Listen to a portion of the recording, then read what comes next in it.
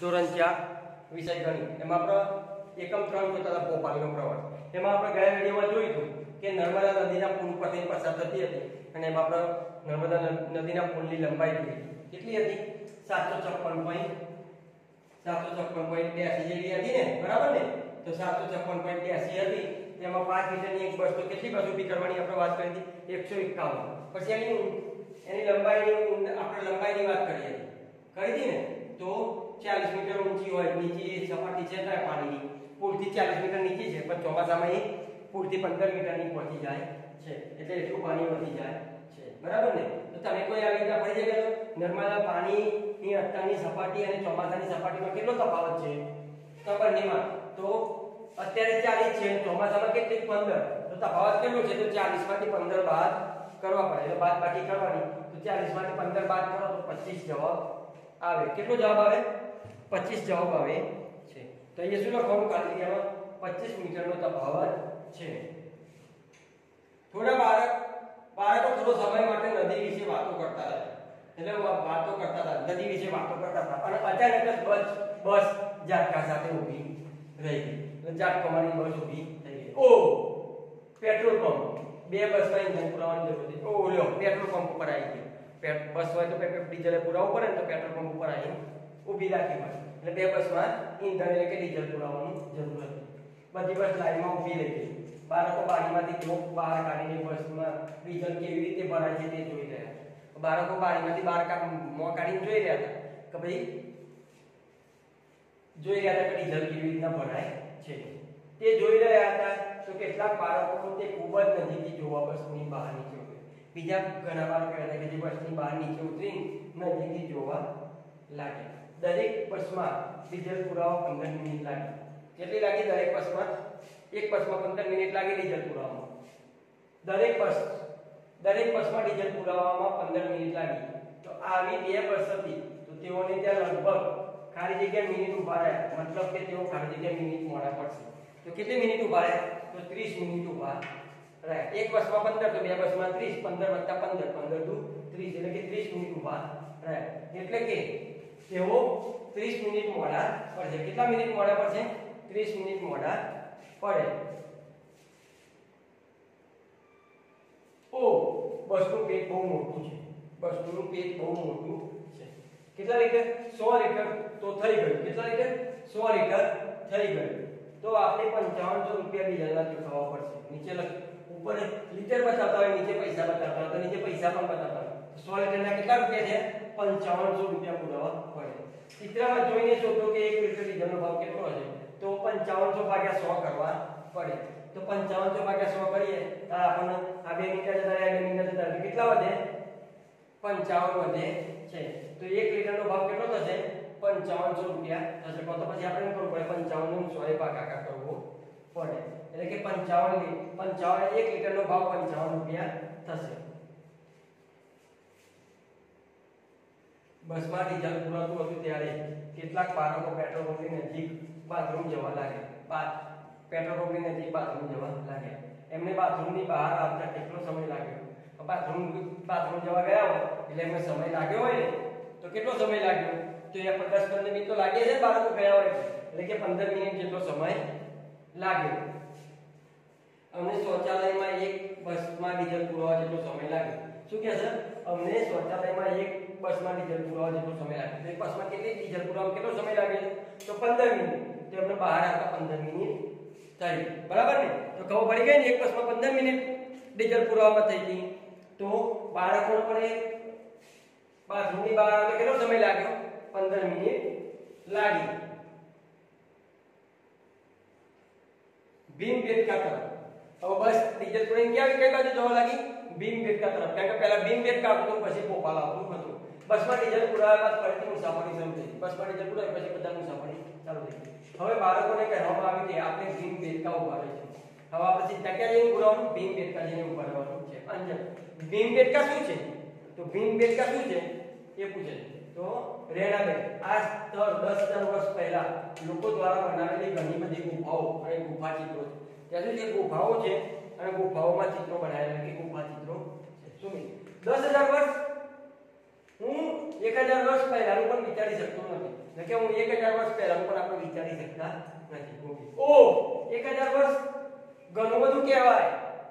હું 100 વર્ષનું પણ વિચારી ના શકું, એટલે કે 100 વર્ષનું પણ વિચારી શકાતું નથી.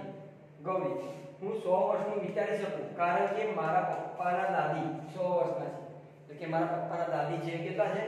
100 વર્ષના છે. એટલે કે હું 100 વર્ષનું તો વિચારી શકું છું. મંજી, એનો અર્થ એ થયો કે તે ગુફાઓ 100 દાદીઓની ઉંમર જેટલી જૂની હશે. એક દાદીની ઉંમર 100, તેવી 100 દાદીઓની ઉંમર જેટલી થાય. કેટલી? 100 દાદીઓની ઉંમર જેટલી થાય. દરેક જણ ખડખડ હસવા લાગે. હા, હવે બાળકોને ખરેખર ગુફા ચિત્રો જોવા ઉત્સાહી હતા. હકીકત 10,000 વર્ષ જૂની ગુફાઓ ચિત્રો છે. આટલી બધી વાતચીત કરતા ખબર પડી કે કેટલી જૂની છે. તો આપણે જોવા માટે છોકરાઓ કેવા ઉત્સુક હતા, સારું કેવું હશે, શું હશે, એટલે જોવામાં એ લોકોને રસ પડે, એટલે બહુ ઉત્સાહ આવ્યો. તેઓ જ્યારે ભીમબેટકા પહોંચ્યા ત્યારે 11 વાગ્યા હતા. કેટલા વાગ્યા હતા? 11 વાગે ભીમબેટકા પહોંચી ગયા. 11 વાગે ભીમબેટકા પહોંચી ગયા. જો ચિત્ર કમાલ છે. 10,000 વર્ષ પહેલા 10,000 વર્ષ પહેલા પણ લોકો આટલી સારી ચિત્રકારી કરી શકતા હતા, તે પણ પથ્થરો પર. શાળા પર કરેલી છે, પથ્થરો પર ચિત્રકારી કરેલી છે. અરે આ પથ્થરો હજારો વર્ષ જૂના છે. પથ્થરો કેટલા છે? હજારો વર્ષ જૂના છે અને એના પર એ લોકો ચિત્રો બનાવ્યા છે. શંકર, આ ચિત્રમાં મોટા કદના જંગલી બળદો દેખાય છે. શું દેખાય છે? બળદો દેખાય છે. અરે મને તો એક યુક્તિ સૂઝી. હું આ ચિત્રમાંથી બળદો ગણું અને તું હરણ. એટલે કે હું બળદો ગણું અને તું હરણ ગણ. બીના, હું લોકો ગણીશ. એટલે બીના શું કહે છે? એક જણ બળદો ગણે છે, એક જણ હરણ ગણે છે. બીના શું કહે છે? હું લોકો ગણીશ. હવે આપણે જોઈએ કે કોની સંખ્યા સૌથી વધારે છે, જંગલી બળદો, હરણા કે લોકો. આપણે ત્રણ જણા ગણીએ અને જોઈએ કોની સંખ્યા વધારે છે. આમાં તો 34, 35, 36, 37. મેં 37 જંગલી બળદો ગણ્યા. કેટલા ગણ્યા? 37 જંગલી બળદો ગણ્યા. તો 112, 113, 114. મેં 117 હરણા ગણ્યા. એટલે શું કહે છે? મેં હરણા ગણ્યા પણ કેટલા ગણ્યા? 117 ગણ્યા. જંગલી બળદો કરતા હરણા કેટલા વધારે છે? તો શું કરવું પડશે? 117 ઓછા 37 કરવા પડે. 117 ઓછા 37 કરો. કેટલા કરવાના? 117 ઓછા ખાલી 37 કરવાના છે. તો આપણને ખબર પડી જશે કે શું થાય છે. બરાબર? ચલો એ દાખલો હું કરાવું છું. બીનાએ કેટલા લોકોની ગણતરી કરી? 214, 154, 134, 177. બરાબર? તો કેટલા લોકોની ગણતરી કરી એ આપણે જોવાનું છે. તો જુઓ તો કેટલા લોકોની ગણતરી કરી છે એમને? તો 177. કેટલા? 77. બીનાએ સૌથી વધુ ગણતરી, કારણ કે બળદો હરણાની સંખ્યા કરતા લોકોની સંખ્યા વધારે છે અને તેની સંખ્યા 200 કરતા ઓછી છે. કેટલી છે? 200 કરતા ઓછી છે. બરાબર? તો 214 200 કરતા વધારે. 154 એ પણ 200 થી ઓછી. 134 એ પણ 200 થી ઓછી અને 177 એ પણ 200 થી ઓછી. પણ શું હતું?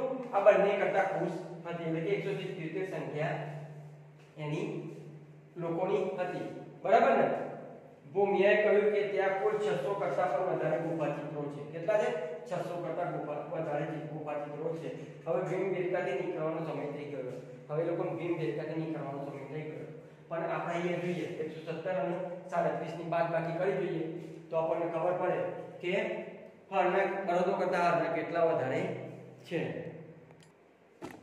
તો આપણે પેલું તફાવત જોઈ લઈએ તો ખબર પડી જાય. 117 હરણાની સંખ્યા અને 37 જંગલી બળદોની સંખ્યા. તો આમ શું કરવાનું? બાદબાકી કરશું એટલે આપણને અહીંયા તફાવત મળશે.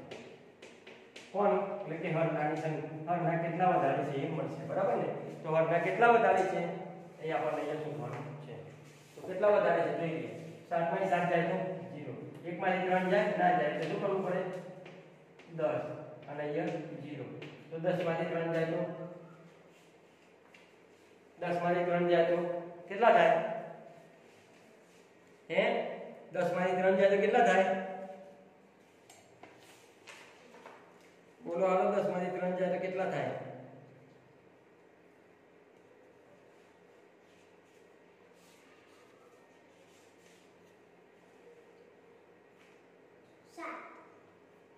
7.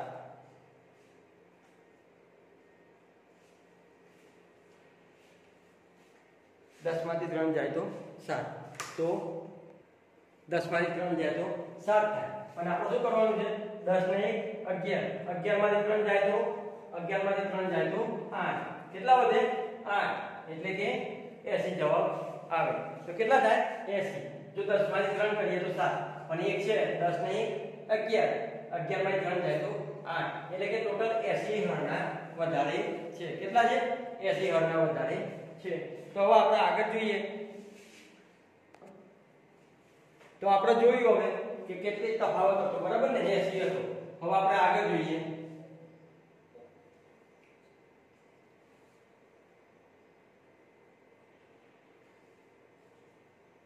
તેઓએ તે 1 કલાક વિતાવ્યો. કેટલો? 1 કલાક વિતાવ્યો. અત્યારે કેટલા વાગ્યા છે? તો તે કેટલા વાગે પહોંચ્યા હતા? તો એ 11:30 પહોંચ્યા હતા. તો ના, 11 વાગે પહોંચ્યા હતા. તો 11 વાગે પહોંચ્યા હતા તો કેટલો થાય? 12 વાગે. હવે તેઓ ભોપાલ તરફ જવા રવાના થયા. તેઓ 1 કલાકથી ઓછા સમયમાં પહોંચી જશે. એટલે કે 1 કલાકથી ઓછા, એટલે કે 12:30. 12 વાગે નીકળ્યા ભીમબેટકાથી, તો 12:30 ત્યાં પહોંચી જશે. બરાબર? ભોજનનો સમય. ભોજનનો સમય. બાળકો ભૂખ્યા થયા હતા.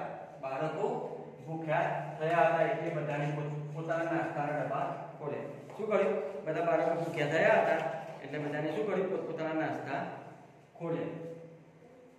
બધાએ પોતાના નાસ્તાનું પેકેટ ખોલ્યું અને બસમાં બિસ્કિટ, નારંગી અને કેળા બધાને વેચવામાં આવે. બિસ્કિટ, નારંગી અને કેળા વેચવામાં. દરેક બાળકને 1 નારંગી, 1 કેળું અને 5 બિસ્કિટ આપવામાં આવે. દરેક બાળકને 1 નારંગી, 1 કેળું અને 5 બિસ્કિટ આપવામાં આવે. બધા બાળકોએ નારંગી અને બિસ્કિટ ખાધા, પરંતુ 38 બાળકોએ કેળા ન લીધા. 38 બાળકોએ કેળા ન લીધા. તો કુલ કેટલા નારંગી, બિસ્કિટ અને કેળાની વહેંચણી થઈ?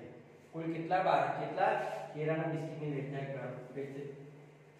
વહેંચણી થઈ? તો આપણે શું કરવું પડશે? દાખલો ગણવો પડશે. તો આપણે દાખલો બોર્ડમાં ગણી લઈએ એટલે આપણને ખબર પડી જાય. બરાબર? તો આ દાખલો રહ્યો એ આપણે આગલા વિડીયોમાં અભ્યાસ કરીશું. તો એ વિસ્તારથી આપણે સમજી શકીએ.